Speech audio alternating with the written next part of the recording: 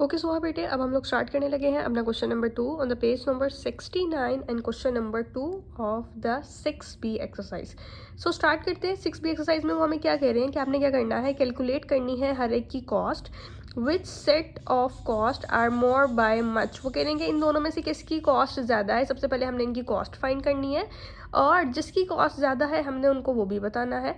सबसे पहले वो हमें क्या कह रहे हैं, द कॉस्ट ऑफ 4 केक्स की, हमने ये केक्स हैं, केक की हमने इनको कॉस्ट बतानी है एंड 6 बिस्किट्स। अच्छा, एक और यहाँ पे थोड़ा सा ट्विस्ट ये है, ये हमारे पास डॉलर में है और ये पॉइंट में हमारे पास ना वैल्यू है। तो 1 पॉइंट हमारे पास होता है $1 के इक्वल, मतलब कि 100 पाउंड्स हमारे पास होते हैं, 100p होते हैं हमारे पास। किसके इक्वल होते हैं बेटे? ये 1 इसके इक्वल होते हैं। ठीक है, अब हम लोग क्या करते हैं, हम लोग इसको मल्टीप्लाई करके चेक कर लेते हैं। सबसे पहले हमने 4 केक्स की वैल्यू निकालनी है। तो बेसिकली हम क्या करेंगे, 4 केक्स की वैल्यू निकालने के लिए हम लोग इसको क्या करेंगे, 1.45 को मल्टीप्लाई करेंगे 4 से। तो 1.45 को हमने किससे मल्टीप्लाई करना है, यहाँ पे हम लोग साथ साथ लिख लेते हैं। 1.45 को मल्टीप्लाई करना है 4 से। ठीक है, हम लोग इसको मल्टीप्लाई करेंगे तो हमारे पास वैल्यू आ जाएगी 5 ठीक है, केक्स की वैल्यू आ जाएगी 5.80। ठीक है, और फिर उसके बाद हमने कितने बिस्किट्स की वैल्यू निकालनी है। सबसे पहले तो हमें बिस्किट्स की वैल्यू निकालने के लिए इसको पाउंड में चेंज करना पड़ेगा। तो मतलब कि 99 को हम किस पे डिवाइड करेंगे, 100 पे डिवाइड करेंगे। तो ये क्या आ जाएगा, 0.99। ठीक है, डॉलर। अब हमने 0.99 को किस पे डिवाइड करना है, कितनी की वैल्यू निकालनी है, 6 बिस्किट्स की। तो मल्टीप्लाई बाय किससे करेंगे, 6 करेंगे। तो जब हम इसको मल्टीप्लाई बाय 6 करते हैं तो हमारे पास इसकी वैल्यू आ जाती है 5.94। ठीक है, अब हमने क्या करना है, सबसे पहले देखना है कि इनमें से कंपेयर करना है कि इनमें से ज़्यादा वैल्यू किसकी है। तो हम लिखते हैं 5.94 माइनस 5.80।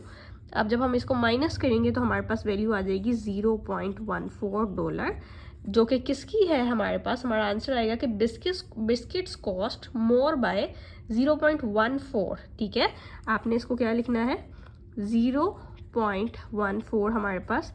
कंपेयर मोर कॉस्ट किसकी है, 0.14 है, और किसकी है आपने यहाँ पे लिखना है कि ये बिस्किट्स की है। क्लियर है बेटे। अब हम लोग इसका बी पार्ट करना स्टार्ट करने लगे हैं। अगर हम लोग बी पार्ट देखें तो बी पार्ट के अंदर उन्होंने हमें क्या क्या दिया हुआ है, उन्होंने हमें आइसक्रीम्स दी हुई हैं और हमें क्या दिए हुए हैं, उन्होंने लॉलीपॉप्स दिए हुए हैं।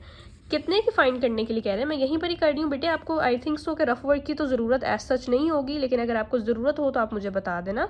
ठीक है, हम लोग यहाँ पे फाइंड करते हैं। सबसे पहले तो अब हमारे पास कितने हमने फाइंड करने हैं, 5 हमारे पास कॉन्स की हमने वैल्यू फाइंड करनी है। तो 5 मल्टीप्लाई बाय 1.29, वैल्यू क्या आ जाएगी हमारे पास इसकी, 6.45। ठीक है, इसके बाद हमने लॉलीपॉप्स कितने फाइंड करने हैं, 6 लॉलीपॉप्स फाइंड करने हैं। लॉलीपॉप की वैल्यू है 1.19, माइनस करेंगे इसके हमारे पास, तो हमारे पास आ जाएगा 7.14।